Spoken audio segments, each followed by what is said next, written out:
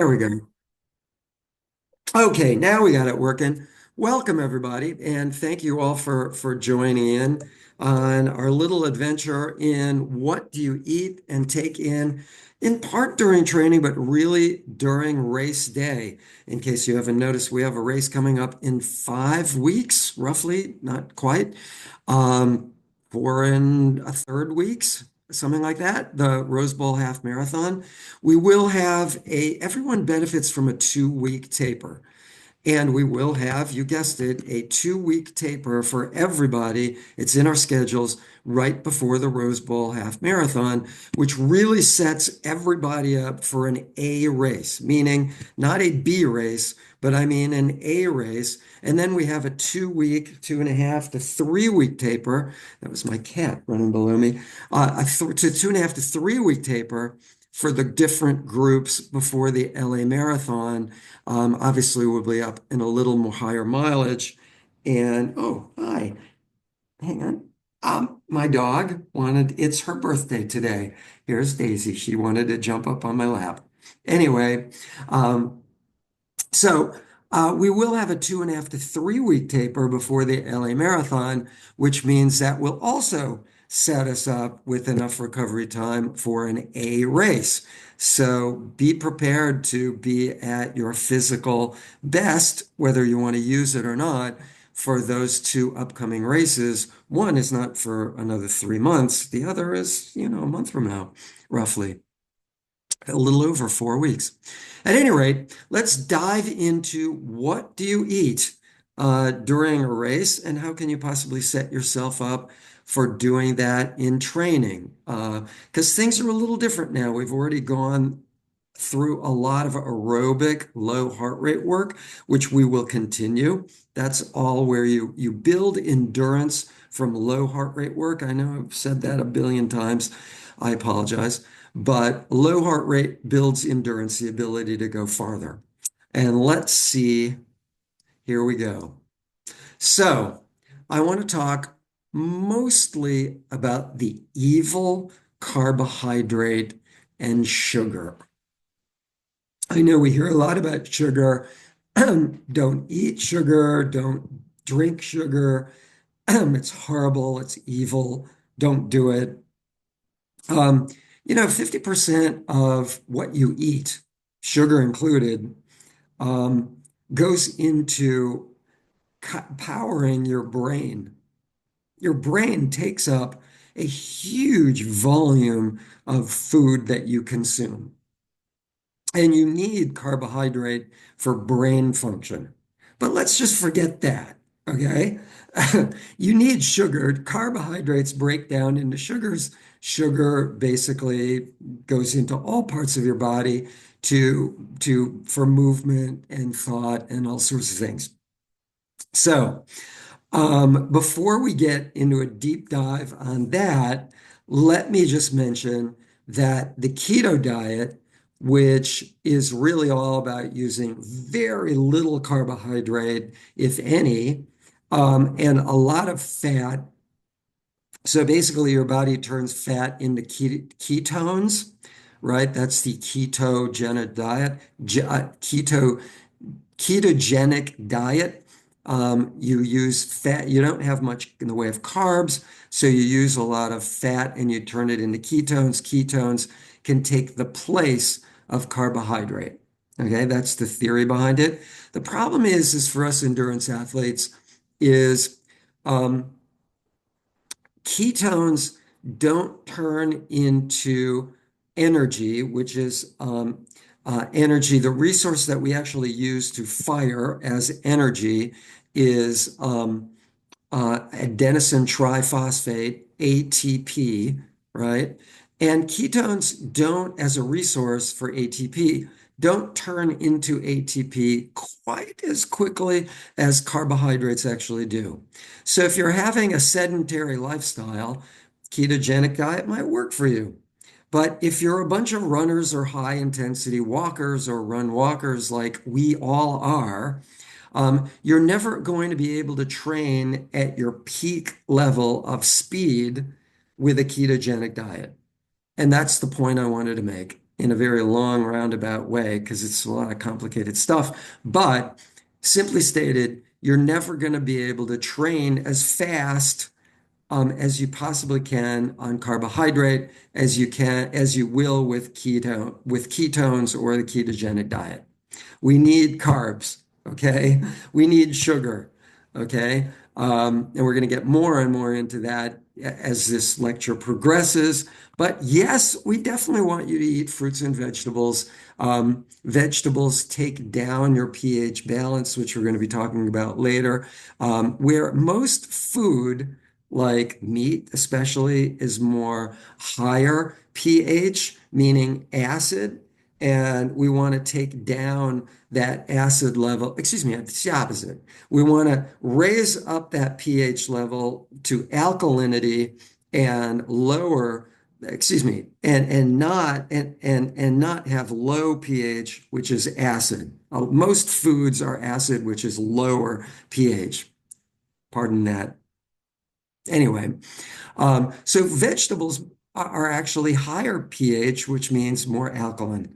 So eat your vegetables, do what your mom told you to do, and eat your vegetables. It's really good to do for racing and training because you're going to you're going to raise up your pH balance away from being acidic. The balance means if the pH goes too low, it's acidic, goes too high, it's really to alkaline. So you want a kind of a balance in between. All right. I mean, if you're taking in like Drano, that's really, really alkaline, and that's really, really bad. Okay. It's too high an alkalinity, right? That's don't eat Drano. Do not do that. It's horrible. It'll kill you. Anyway, that's what it's anyway, good for your drain. That's actually not even good for your drain. Anyway, bad analogy. All right. Um, so early season, I recommended don't take in gels as much as you can, like have one in your pocket and avoid taking in gels so that you train your body to utilize more fat as a resource for fuel. What you're about to hear me say in the next slide is slightly different now that we're halfway through our season. What I want you to do now is test carbohydrate, meaning gels or gummy bears or whatever it is that you're doing. Test carbohydrate during your training runs. It doesn't necessarily have to be your long runs, although you'd benefit from that, I suppose, because it's when we do race pace on long runs or Sunday runs or wherever it is in your schedule, that's a good time to test gels. Um, because your heart rate goes higher a little bit during marathon race pace versus easy pace. And in your heart rate going higher for marathon race pace, you're moving blood away from your stomach so it can be used more by where it's needed in your arms and legs. Got the picture? So your stomach having less blood being used will actually be less efficient. And if it's less efficient and you're putting something in your stomach, you want to know that that less efficient level at marathon race pace, a little higher than easy pace, right, which we normally are supposed to be doing during most, not all, but most of these long runs.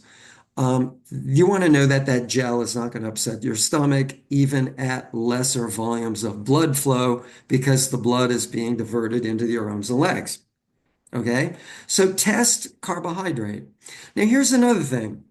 I just heard about, this is really new. A couple months ago, guy won, a person, a man, won the Leadville 100, which is a 100-mile race in mountainous Colorado that starts at 10,000 foot vertical. That's what Leadville, the city, is at that 10,000 foot vertical.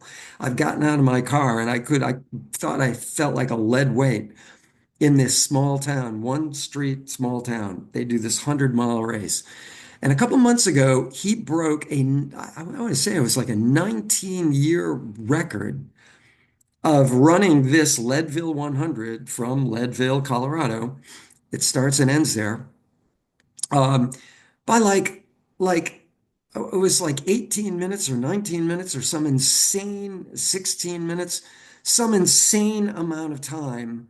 Even though it's a 100-mile race, he just demolished like this long standing record of like 19 years. And I heard a lecture with this guy, and he said what he did was he took all the different elements that he could, and the one that he found he could easily alter was his ability to consume more carbohydrate.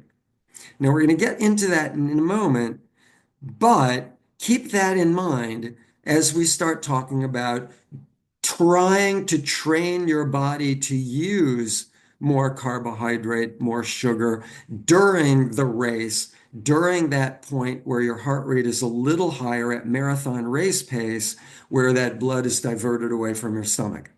Okay, so this part of the lecture, I want to talk about blood being diverted away from your stomach and not being able to consume carbs or foods as easily. And next, you're going to hear me talking about training your body to to consume even more carbs than you're currently able to consume, which is far different than early season when I said, let's train your body to consume fat more and do less carbs. Got it? Each word called, this is all called different phases of training, right? So periodization training, meaning different periods of time doing different things during different phases of training. That's what we do. So good. All right. Really quickly, before we get into that, and all that more numbered stuff, and how much to try and how much what to do. I do want to say, what do you eat during a workout? What do you eat after a workout? What do you eat before a workout? Well, after a workout, you're burning up muscle tissue. Muscle tissue is made up these little tiny filaments, beads of strands of protein, and most of your muscle is like protein, right? Almost all of it. So when you're breaking up these little filaments, you want to inject more protein to rebuild them. So after a run, you want to, take a protein shake with you, or take in some protein in in food form. Go have lunch with your friends. Have some protein. I'm a vegan. I love lentils, green peas, high in protein. I eat a lot of green peas and lentils. Anyway, I probably get in as much or more than I would if I were to eat a thing of red meat, which the CDC last year, along with saying that all different types of diets, right, are pretty much equal. There's not one diet necessarily better than the other. They also did say red meat is not good for you. So if you're eating a plate of red meat, shrink it down. You only need what's like the palm of your hand worth of meat anyway. And if you're eating red meat, you may want to think twice.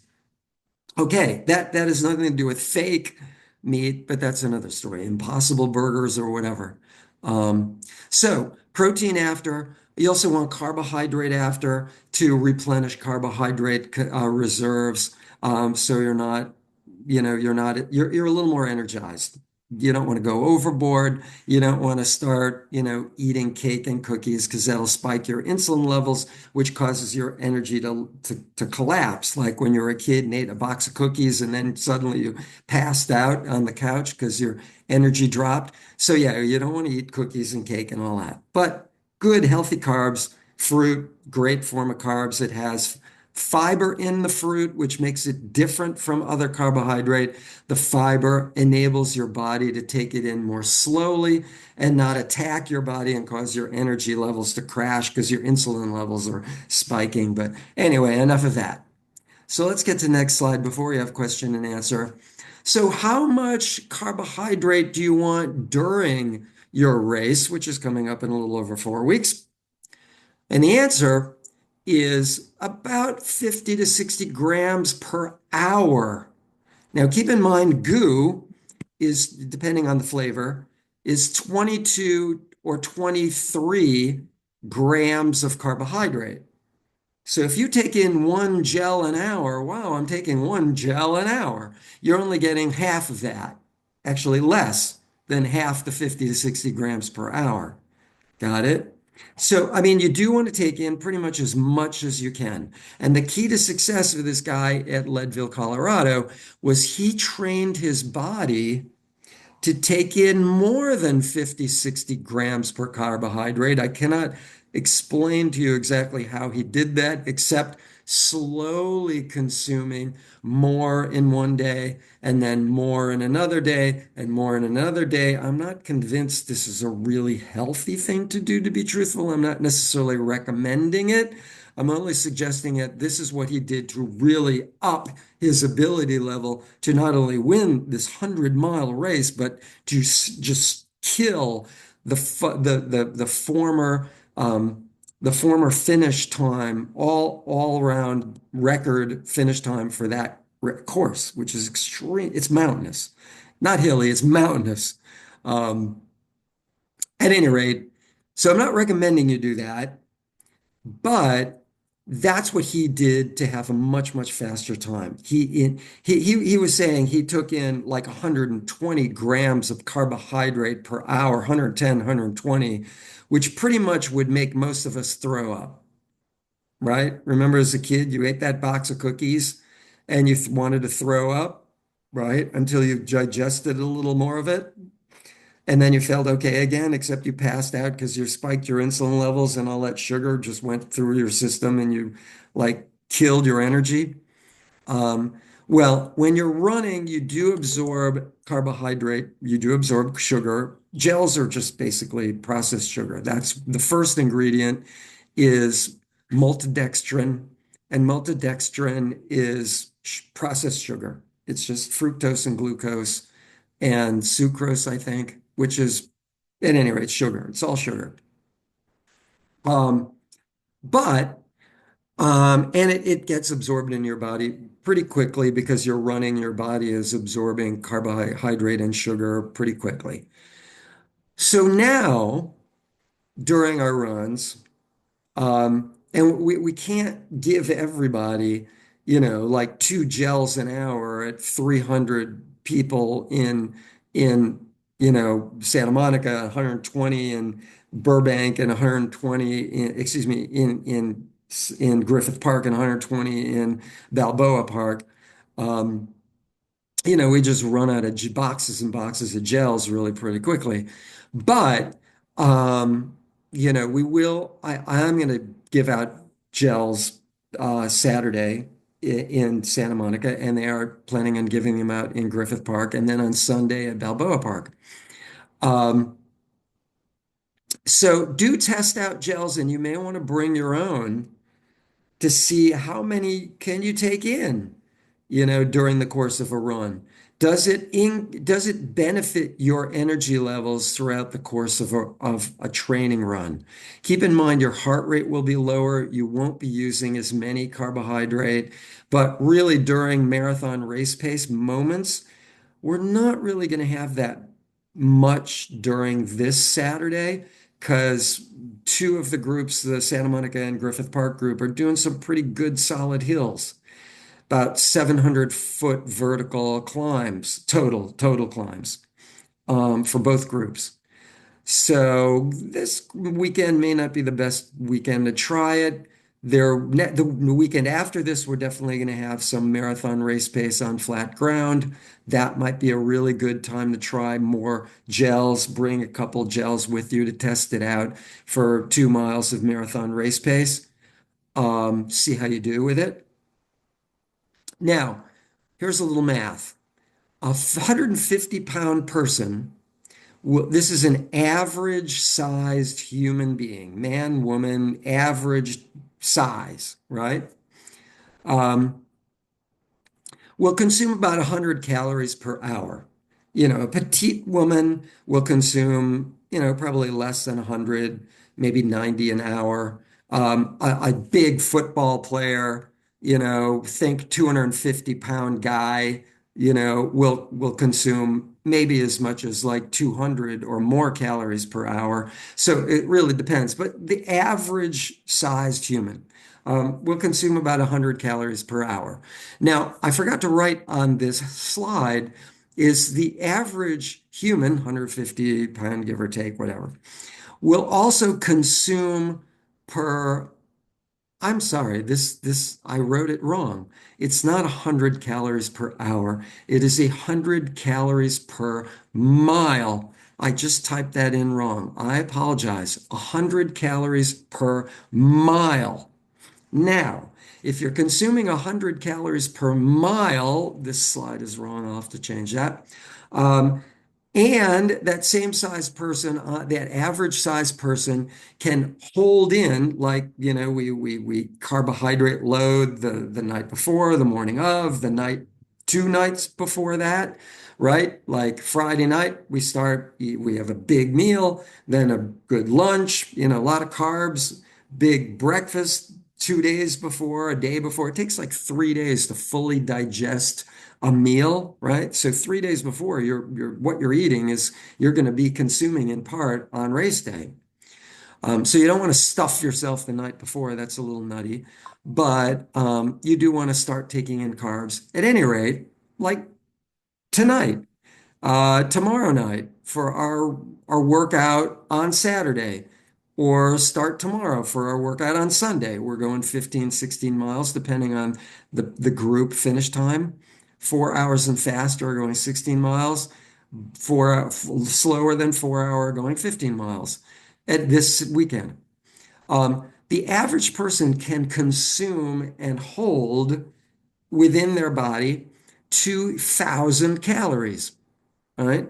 So divide 100 calories per mile by 2,000 calories, and you got 20 miles that you can consume, right? Relatively speaking. Now, based on heart rate, you're going to be consuming more or less carbohydrate, which we'll get into in a minute. But, um, oh, we already did. You're going to be consuming 50 to 60 grams per hour.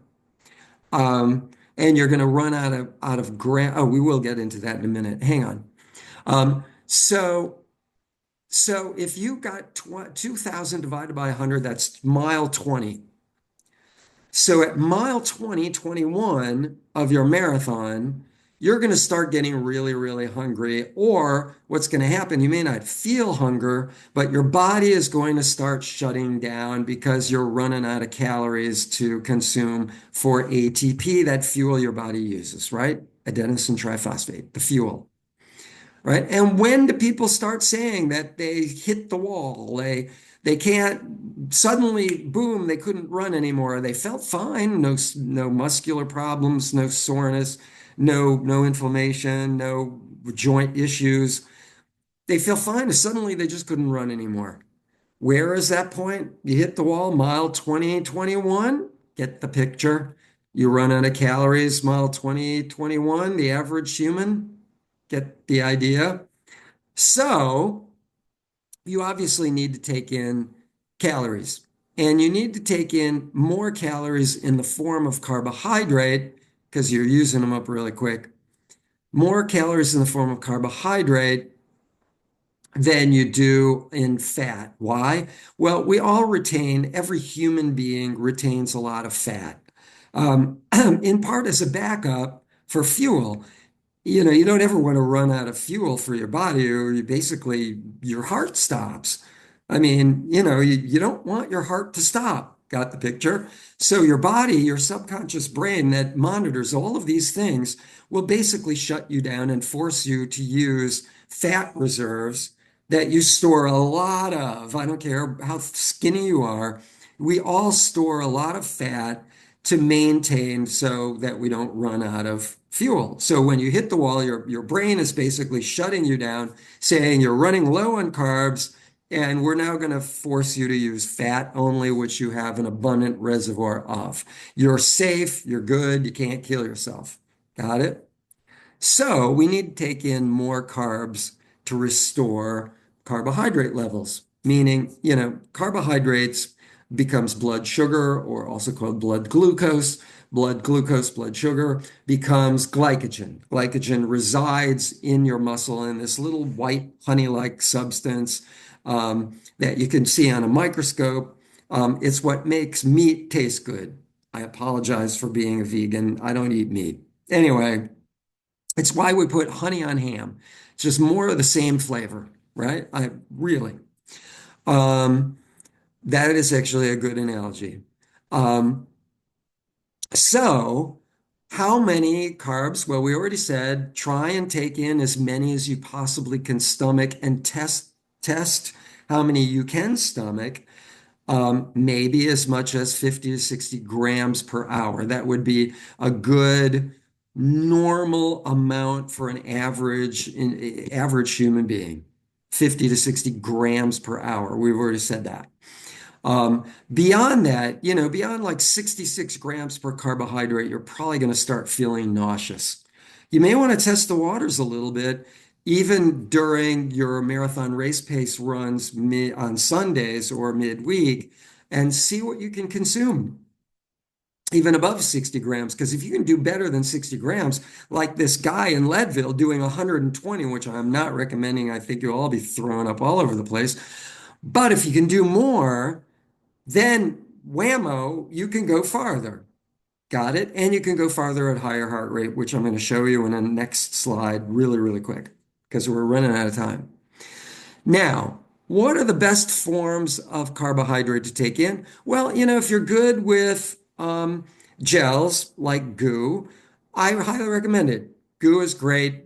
Goo does have, and sports drinks do have sodium, which you need, and potassium and other electrolytes, which you do need, right? You sweat sodium, you sweat potassium, you sweat all these things. Electrolytes get your motor nerve, which is your nerve and your muscle combined. That's called your motor nerve. They get your motor nerve from your brain sends a signal with all of these minerals like sodium, potassium, down this motor nerve that opens the reticulum with calcium is flooded and it opens these little holes like a salt shaker and allows these minerals to go through into the muscle that fires your ATP and explodes the muscles outward. And that's how you, let's just say for simplicity reasons, get your muscles to relax and kind of, shall we say, move.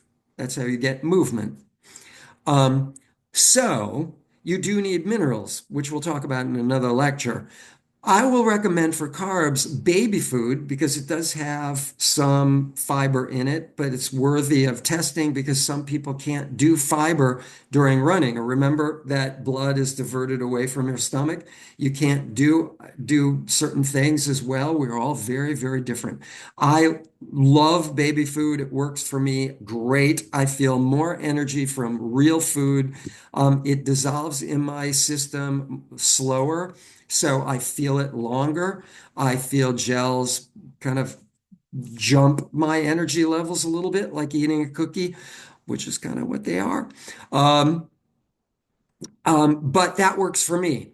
But if you have a sensitive stomach with the fiber, you may not be able to do baby food. And baby food does not have as many minerals. So you may need to, which is what I do, you may need to do mineral pills like Hammer Nutrition. Think Hammer Out the Miles. Hammer Nutrition makes a product called Enduralites,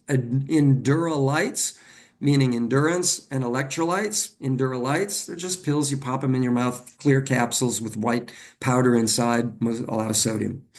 Pop them in your mouth. You don't have to taste salt, right? Just swallow it. They're buffered, meaning it's really granulated. It'll absorb pretty quickly. Um, so baby food with mineral pills, possibly.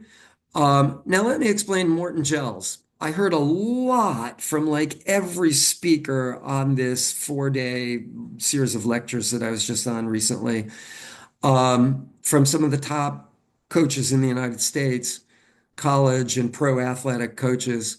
They were all completely separate from each other talking about Morton gels. And what Morton gels do, they don't use maltodextrin. They use, I take that back. They do use maltodextrin as a form of sugar, but they also use bicarb. And what bicarb, people used to drink bicarb, right? Bicarbonated beverages. Um, anyway, they used to drink that and it would make you sick and you couldn't really stomach it.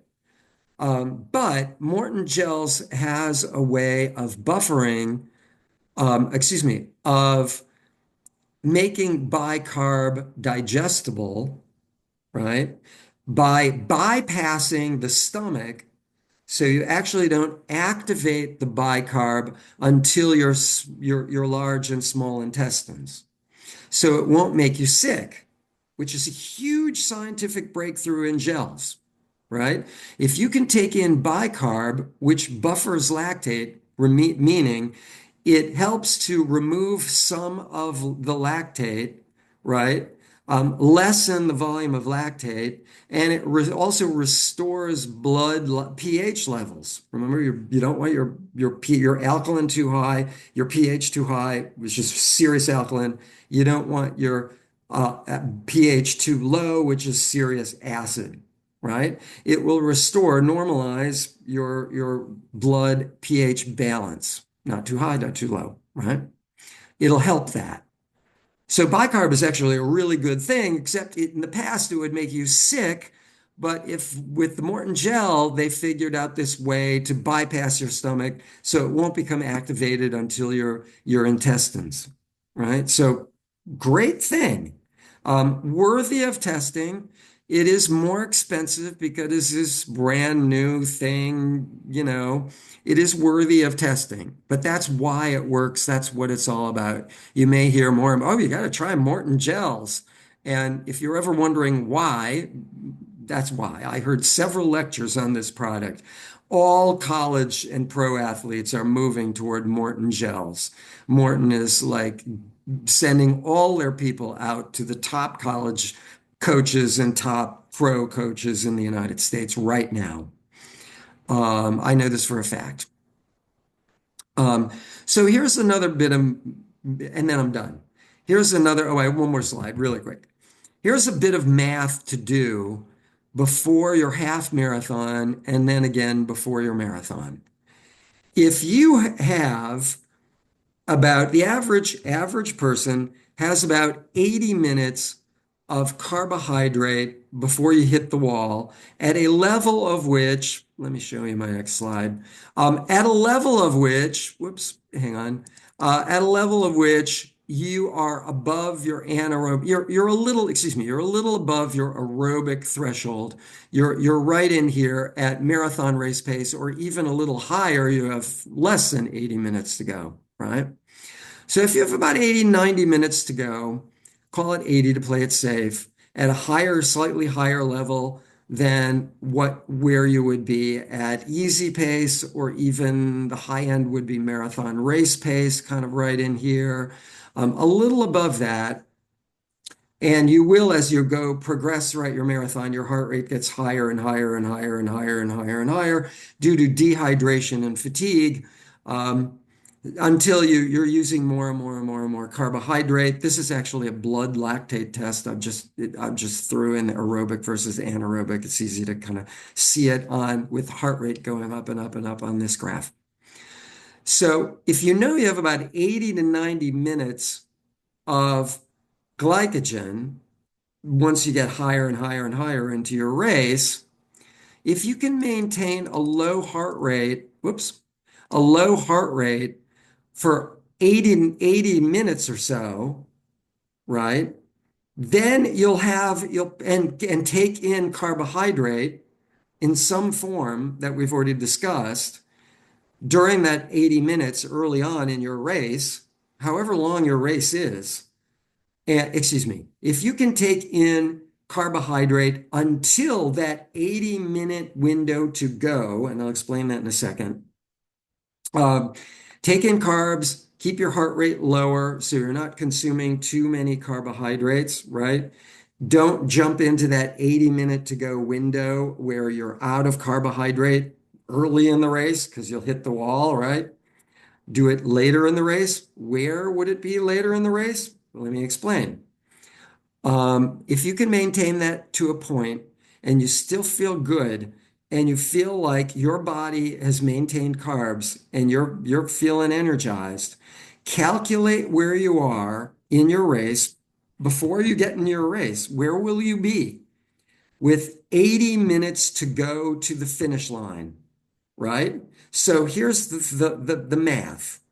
If you have 80 minutes to go before you hit the finish line, where will you be? Well, if you're at a 10-minute per mile average pace, I use that number because it's really simple to understand. If you're to take your average minute per mile pace, in this case, I'm just going to pick 10-minute per mile pace because it's simple. 10 minutes into 80 minutes, 10-minute per mile pace into 80 minutes is 8, right? Pretty simple math. And then you're running, you have 8 miles left to go. Based on this calculation, you have 8 miles left to go from 13.1 miles or your half marathon. In this case, we're not looking at 26.2. That would be another calculation. So 8 miles left to go in minus 13.1 equals at mile 5.1, if you're at 10-minute per mile pace, at mile 5.1, if you're still feeling good and you got all those carbohydrates, don't stop taking in gels, right? That 50, 60 grams per hour, because that'll really take you to the finish line energized, right?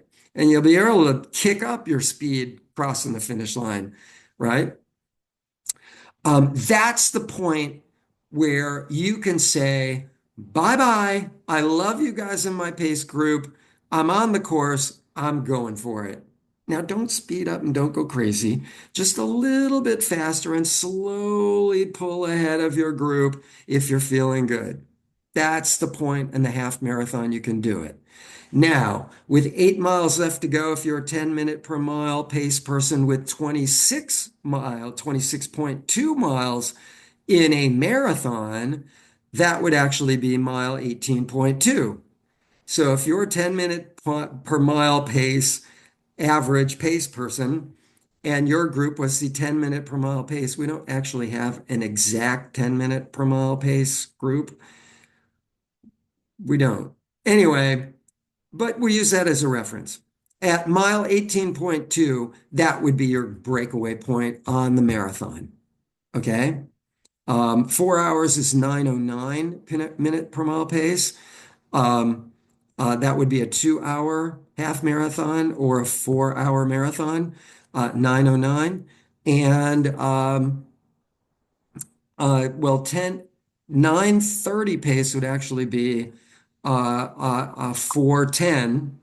So, you 420 know, is the closest one you have to 10. yeah, anyway, 4:20 would be closest to a 10-minute per mile pace, but actually it would be 4:22 would be a 10-minute per mile pace, but that's another story. Anyway, so, um, and we do have a 4:20 pace, we don't have a 4:22 pace. That's anyway. So do that math, calculate that out. And with that, I say to all of you, do not look at where you are today and ask why. Look to the future and all the possibilities that lie therein and say, why not? And hold on to those carbs until 80 minutes left to go in your race. And I say to all of you, I will see you at the finish line. And I thank you very much for listening in. I'm going to our stop our recording. And to all who are watching this recording, online, I'm going to put it online, who are watching this recording, I'm going to say goodnight to all of you. For all of you who are online live, stay on. I'm going to answer all of your questions until we are done answering all questions. But for those of you watching the recording, good night, and we'll see you over the weekend. And practice taking in those carbs. Good night, everybody.